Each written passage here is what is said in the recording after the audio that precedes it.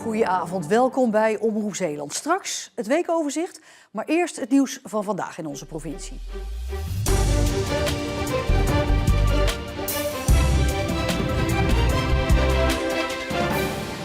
Een onafhankelijk onderzoek naar de grond die hier ligt. Dat wil de moestuinvereniging in Kruiningen. De PFAS-vervuiling van de grond op hun terrein is nog groter dan eerder werd gedacht. Dus loopt de sanering ervan opnieuw vertraging op. Ja, balen. Kijk, op een dag als vandaag, met dit mooie weer. Kijk, zie je, iedereen had hier bezig moeten zijn om zich voor te bereiden voor het seizoen. En nu worden we geconfronteerd met een nieuwe vervuiling. En dit jaar kan waarschijnlijk ook als verloren beschouwd worden. De vereniging wil weten hoe de vervuilde grond op het terrein is gekomen. De gemeente Reimerswaal heeft daar een gedachte over. De theorie die we nu hebben is eigenlijk dat met de sanering in 2014 er gewoon goede grond aangevoerd is. En dat we een beetje de echte vervuiling omgeploegd hebben en teruggegooid hebben. Ik denk dat dat de meest eenvoudige manier is om het zo uit te leggen. Maar een theorie is slechts een theorie. De vereniging wil het zeker weten. Gewoon onafhankelijk, wat is hier nu 10 jaar geleden, de sanering van 2013-14, wat is hier toen gebeurd? De verwachting is dat de vertraging €0,5 tot 1 miljoen euro extra gaat kosten. En daarvoor wil de wethouder in Den Haag aankloppen. Gedeputeerde Johannes de Bat staat hoog op de kandidatenlijst van het CDA voor een functie in het nieuwe kabinet. Dat schrijft het AD. Volgens de krant wil het CDA jonge en regionale bestuurders aandragen voor een plek in het kabinet met D66 en de VVD. Onder wie dus Johannes de Bat. De Bat wil zelf niet inhoudelijk reageren op het nieuws. Volgens hem zijn het geruchten en valt er niks over te zeggen. Tijdens de ganzentelling bij de Hoge Platen in de Westerschelde tussen Breskens en Hoofdplaat zijn 14.000 ganzen geteld. Dat zijn er meer dan in november, toen er rond de 9.000 ganzen werden geteld in het gebied.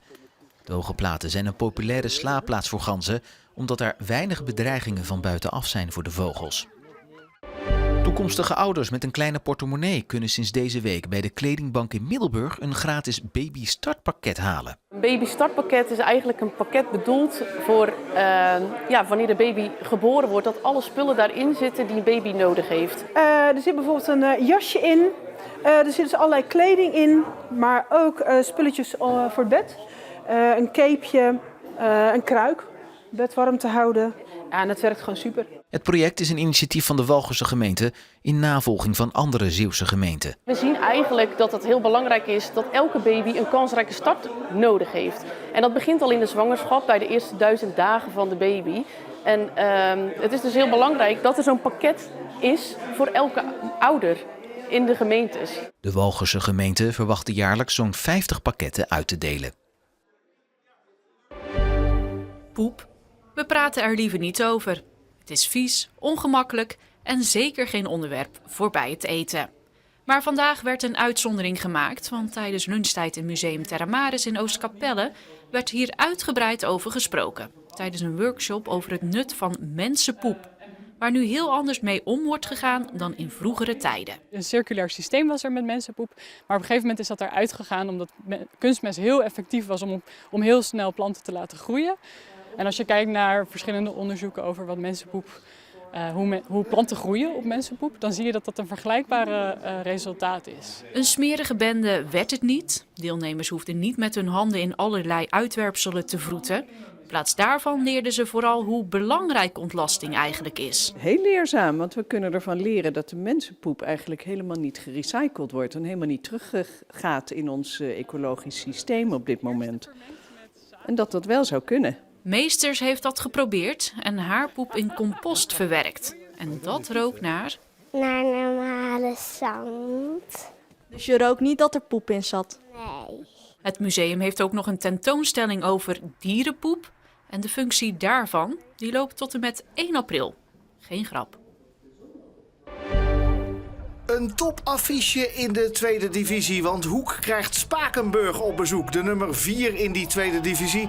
Hoek staat nog altijd tweede. Dit is de voorzet van Hebbelink en de grootste kans van de eerste helft is voor Janilio de Nooier. Maar hij schiet de bal in het zijnet. Dit is na een uur spelen, de tweede helft dus.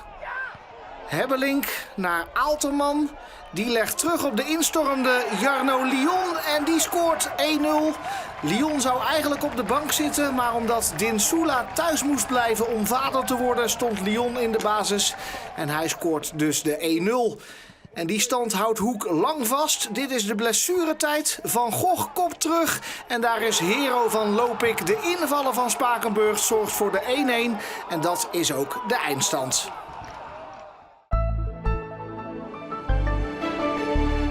Achter ons ligt een zonnige en droge dag. Deze begon al met een fraaie zonsopkomst, zoals hier mooi te zien is. Mooi dus om een heerlijke wandeling te maken of even, zoals deze dappere dames, het 5 graden koude zeewater te trotseren. Het werd vanmiddag 8 à 9 graden. Voorlopig blijven we dit vriendelijke weertype houden. Vannacht is het op de meeste plaatsen vrij helder en daalt de temperatuur naar 0 tot 2 graden. Wellicht dat in het oosten het net even onder 0 kan komen. Zondag trekt een lage drukgebied over Frankrijk naar Duitsland. Ook dan hebben we zonnige perioden en blijft het droog, maar kunnen ook wat wolkenvelden overtrekken, vooral in het zuiden. De middagtemperatuur ligt rond de 5 graden. De wind draait van zuidoost naar meer oost en is zwak tot matig.